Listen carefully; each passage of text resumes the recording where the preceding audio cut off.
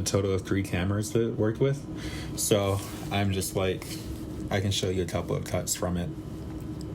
So we have a main camera, then the camera on the interpreters, and a camera from the crowd. And then we have about 5 different audio sources going on at once because the room was, you had a mic over here, mic over there. So just a matter of picking and choosing which ones that sound better.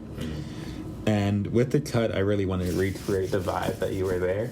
So some of the mics are omnidirectional, like they're surround sound, which is really cool. But I just finished wrapping up the subtitles for an hour and 9 minutes. We have a total of 1,500 different cuts for a subtitle. So what that looks like when 3 people are talking, looks something like this right here.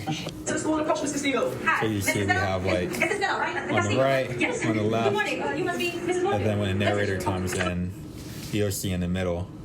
So with every that I say, with every like, with every stutter, I put it in so that someone who reads mouths or is hard of hearing can follow along and really experience it as things were said. I'm trying to paraphrase it all. That's been a cool takeaway.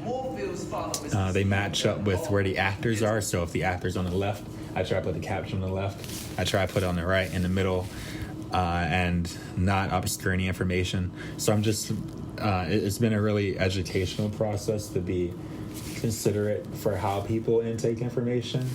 And it's really transformed the editing process. It's definitely a labor of love and it is work, but it's really worth it knowing that we're trying to make a social impact. So that's definitely what keeps me going, for sure. Well, that's nice to know, Marcus. I appreciate the insight and the perspective you gave us today. So how has your brain been functioning throughout this? Because I'm looking at the timeline and it seems, oh man, overwhelming.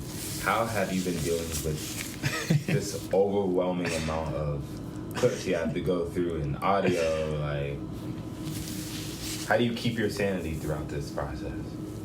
I don't. But again, it isn't a vanity project. It's for, if I were an emoji, this might be the cool one. But it isn't a vanity project, so that's definitely what keeps the battery in my back. Knowing that what we're doing actually makes a difference. So knowing that it's for a greater good definitely keeps me going when I don't feel like it.